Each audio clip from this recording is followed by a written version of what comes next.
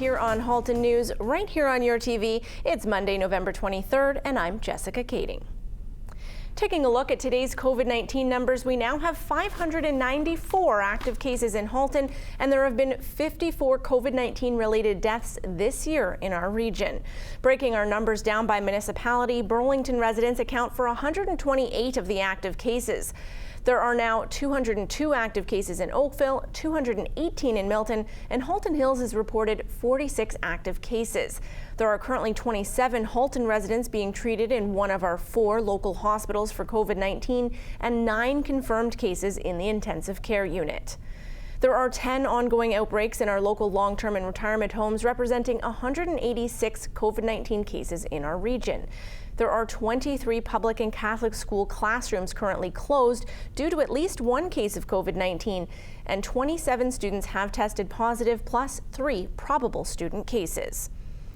The criteria for being in the red zone includes having a positivity rate greater than 2.5%, and in the last 7 days, out of the 7,310 people who have been tested in our region, 4.4 tested positive.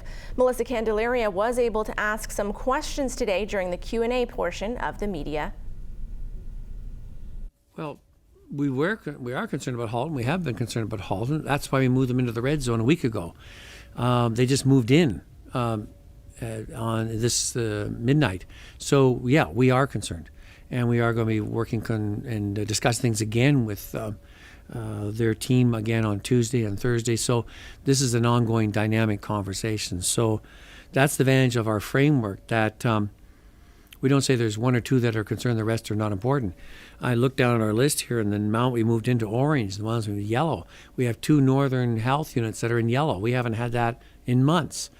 This is concerning, because sometimes in those northern areas, as they move up, even though it's not a red zone yet, we really want them to get a handle on that and bring it down, because they haven't got the same access to as many resources as we have some down of our centers here as alternatives to go to. So yes, it does concern me they're in red. I want to see them bring those numbers down. We didn't move York up because York was in red, and because the medical officer of health said we are containing it, we're on top of it, we think we can control it and we can bring it down, and our hospitals are not stressed.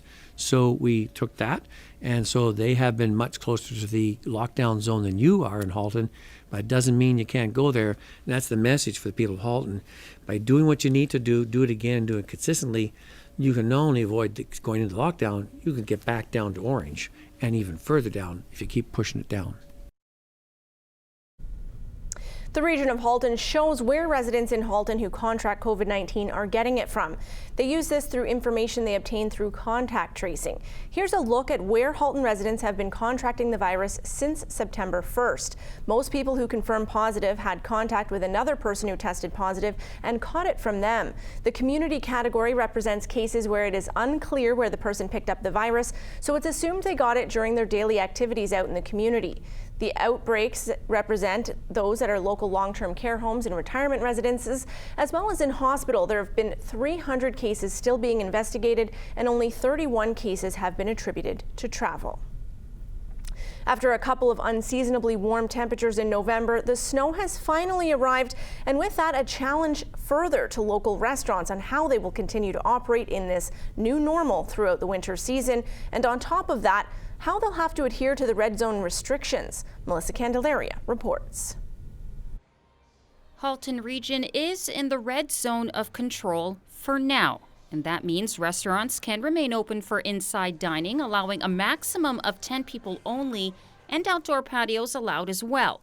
Throughout this pandemic, we have followed Eddie Oliveira's journey. The owner of Eddie's Poorhouse and Kitchen has made several adjustments since the pandemic began, a big believer initially in following restricted guidelines in order to keep the community safe. But the latest move by the provincial government to put us in the red zone, and with winter now here, for Oliveira, it's like a slap in the face. Restaurants are probably the number one when it comes to safety, sanitized stations, and constantly maintaining a cleanliness to a level already.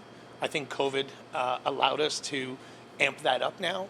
So we're even doing more than we already have to do to ensure that. And it's really frustrating how we're not And when I say we, I'm talking about every restaurant. I'm only going to discuss my industry, how much we have to invest to stay alive. So for me to now sustain a winter, I have to close my patio. I got to make it an experience for our guests, because that's, I guess, the way to ensure that we're controlling the pandemic. But we're enclosing a patio. So we're closing the outside so that we can eat inside. And that has always been a bit of a scratcher for me, because what is the difference? You know, is it ventilation? You know, what is it? I'm confused. Not only is Oliveira confused about patio regulations, he also doesn't quite understand how locking down certain regions and not others will curb the spread. It's been a little bit of a learning curve for me as well, because we've been getting a lot of people coming from these hot spots. A lot of information tracking when guests come in here, they're coming from those lockdown zones. So why lock them down if they can just spread anywhere? You know, so we're in a situation where I want to protect my restaurant, my staff, and I also want to protect the community that supports us.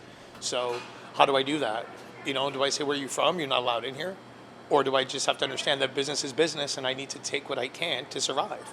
So it's like this whirlwind of craziness that it's just hard to kind of pinpoint, you know. I just, you know, wish I can go back to June 15th, I believe, where they opened up the restaurant and we're doing okay, you know. Now it's another reason to sort of sit back and really kind of put your brain down on something and figure out how are we going to run the next 2-3 months. And that is the question. How will they run in the next few months? And will it be enough to stay open? Well, without sounding like I'm not going to let my dream fall apart because of, cut. We have to cut.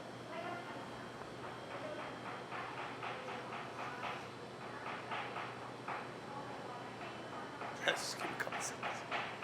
After a few moments to gain back his composure, Oliveira says the support of his community is what motivates him to keep going. I think with all the support we've been getting through the community, it's amazing. You know, but I don't know if I'm going to be able to sit here and be honest with you 100%. I'm just going to let you know I'm going to do everything I can to survive, you know, and if it means that we're all driving food to people's houses, then we're going to. People love us for our food, our service, the atmosphere, and we're going to try to maintain that connection with the community still. So it's kind of where I'm at with that. So can I survive? I'm going to do everything I can to.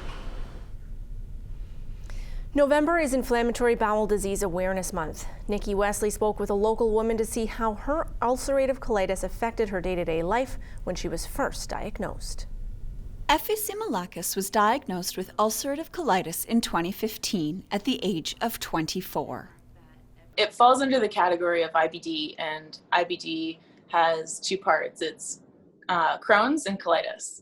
So Crohn's can affect your entire digestive system, and ulcerative colitis only affects your colon.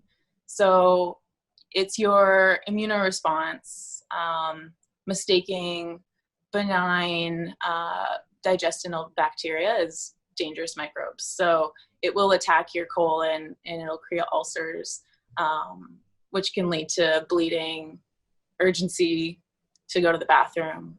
She says when the pandemic struck, she already knew how to cope with separation because of dealing with the disease. So yeah, at the beginning stages of my diagnosis, it was harder to see people, and you definitely feel lonelier because you can't leave the house.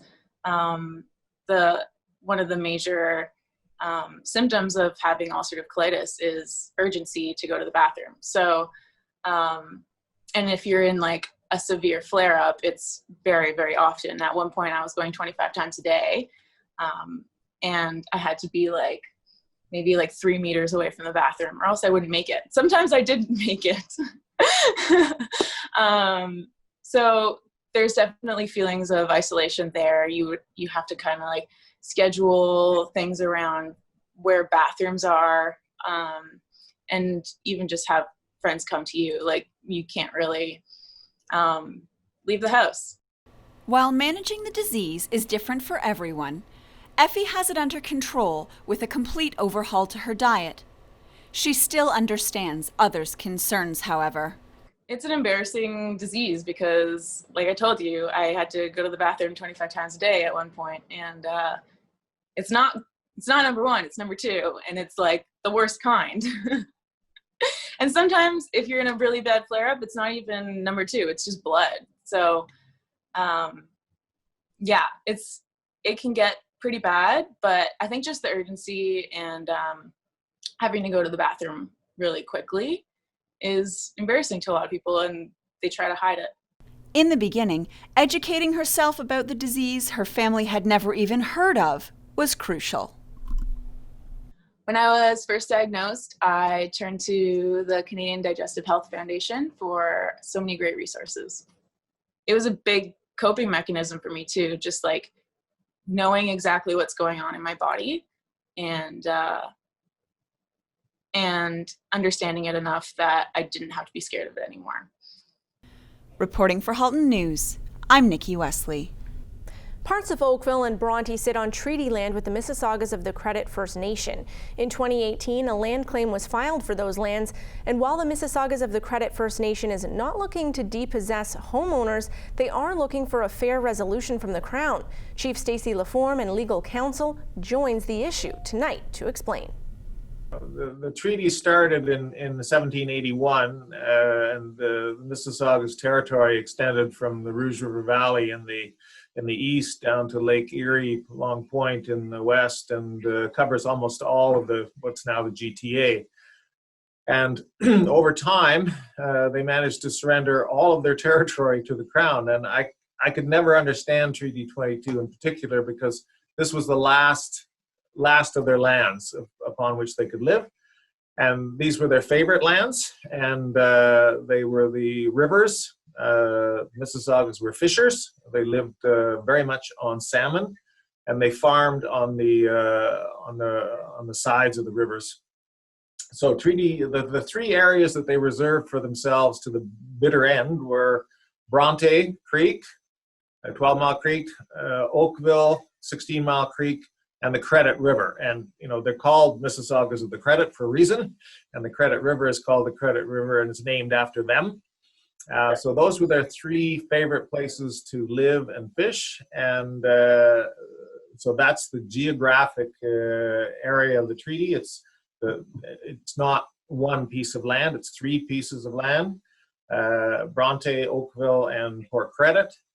And the chief was very correct. This treaty was actually the first treaty in the history of Canada, and we have a legal opinion from Sir John A. Macdonald on this back in the day, saying that, do you guys know what you did? This is a surrender in trust to Her Majesty, and that the land is to be held for the Mississaugas, and if it is sold, they are to reap all of the benefits of the sale of the land. And of course, that didn't happen. So, hence our claim.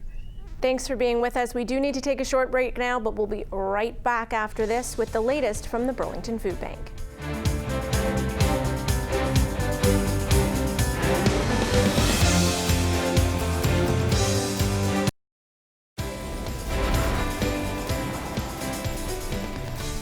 Thanks for staying with us here on Halton News.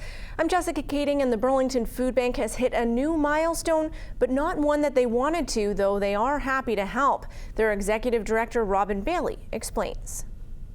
Just wanted to thank the various food drives that took place this past weekend. The weather wasn't necessarily as cooperative as we had hoped, but you still did a fantastic job, still brought in lots of food.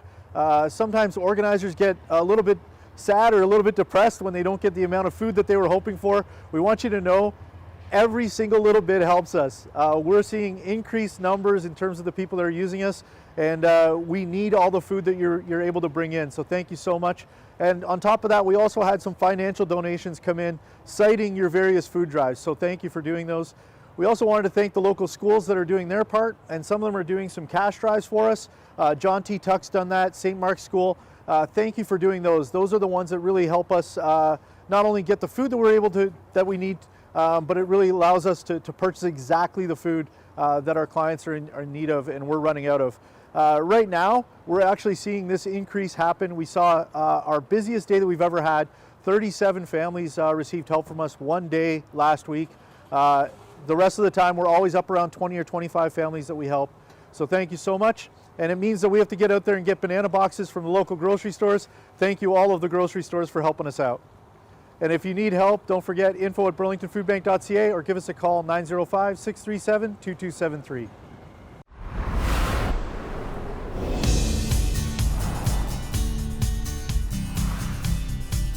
Here's a look out on 16 Mile Creek today as we head towards our local weather forecast, panning out the rest of our 5-day forecast. Taking a look now, you can see that we will see some sunshine peeking out from behind those clouds tomorrow, only a degree above zero, down to -3 overnight, and then we have a couple of days of rain ahead of us.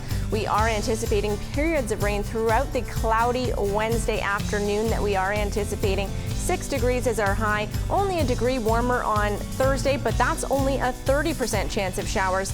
Cloudy skies on Friday, rain periods expected as well, and then a mix of sun and clouds on Saturday at 4 degrees.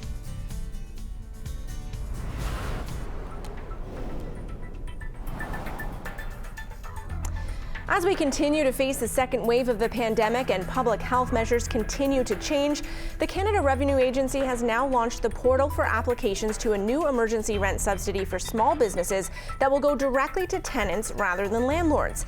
As of today, qualified small businesses, charities, and nonprofits can apply to have up to 65% of their rent covered.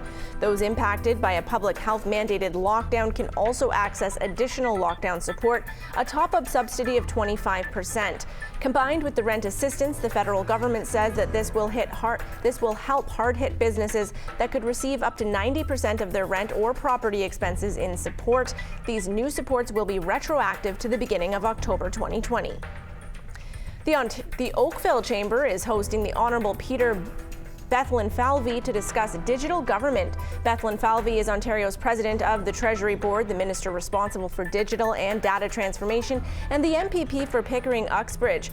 He leads the government's transformation and modernization efforts, and his responsibilities include overseeing Audit and Accountability Committee, the Future State Modernization Committee, and Ontario Digital Service. You can tune in and watch on Facebook on November 25th at 2 p.m. by going to the Oakville Chamber of Commerce's website.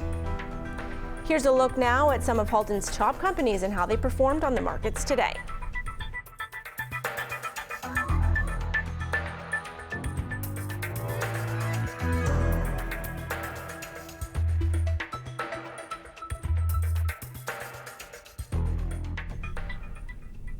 We do need to take another short break, but we'll be right back with Dr. Ashok Bhattacharya, a local psychiatrist from the Empathy Clinic. Stay with.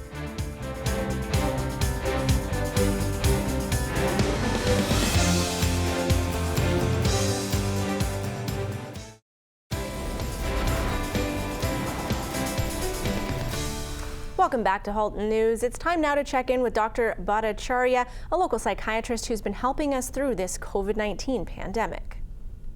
Hi, this is Dr. Ashok Bhattacharya speaking to you from the Empathy Clinic here in Oakville during the pandemic. Today I'd like to talk about resilience. So what is resilience? I think that resilience is a combination of a number of things, but I want to introduce a new word, femposh. So I'm a bit of a feminist, have always been. I believe that women are the stronger sex. They have more endurance, they live longer, their immune systems are stronger, so we can talk about that later. But let's talk about femposh as an acronym. So what does the F stand for when we're talking about resilience? The F stands for flexibility. If a structure is flexible, there's much less chance it's going to break. So flexibility is a key feature of maintaining resilience. The next one is empathy. Empathy is the capacity to experience the feelings of others from their point of view, not your own. We notice that children who are empathic to others, they seem to have more resilience. M stands for modulation. If you can modulate your mood states on the inside and temper them on how they're expressed on the outside, that can now help you become a stronger individual and improve your resilience. The next one, and we've talked about this before with our marshmallows, is patience. If you have patience, that means that you can wait a longer period of time for an expected outcome. Patience will allow you to have tolerance and compassion as well for yourself, but also the people around you. The O of femposh stands for optimism. Now, I'm not talking about optimism that is extreme and unrealistic. I'm talking about realistic optimism, the kind of optimism that helps you realize that there is a good outcome at the end of this experience. Believing in good outcome is actually the roots of confidence. So we'll talk about that another time. The S in FemPosh is self-esteem. If you can maintain your self-esteem by allowing yourself to build up the resources that you've accumulated over your lifetime, that can help you to feel better about yourself, even in a difficult situation. Lastly, in FemPosh, we're talking about helpfulness. This is helpfulness to yourself, but also helpfulness to others. If you're the kind of person that can ask for help, it's likely you're going to be more resilient. So hopefully FemPosh helps you become more resilient going forward. Stay safe and take care. The Royal Botanical Gardens invites you to discover the magic of nature and light at their Winter Wonders event. It's On, which is a live, brand new experience, and you can ride the RBG Express train while you're there. You can enjoy this family-friendly wonderland at Hendry Park from Wednesdays to Sundays from 11 a.m. to 2 p.m. up until December 23rd. There are additional times posted after that date on their website. Please visit rbg.ca. Santa is now offering socially distanced porch visits in Milton, so your kids can still get their 2020 Santa photo this year for $25. Santa will actually visit your front porch in Milton, and you'll get a digital picture of him with your kids. He'll also collect their Christmas wish list and letters, and there will be candy canes too. $5 from your purchase will go to support Halton Women's Place. For more information on this or to register, please visit santasafe20.wixsite.com/SafeSanta. I'd like to take this opportunity to thank you for tuning in to Halton News right here on YourTV. We will be back tomorrow night live at 5, and until then I invite you to connect with us on social media. You can find us on Facebook, Twitter, and Instagram at YourTV Halton. You can also connect with us via email at haltonnews@cogeco.com. Please feel free to send us any comments, questions, or story ideas you have, and if you'd like to see even more content, please visit us online at yourtv.tv. For Halton News, I'm Jessica Kading, and I thank you for watching.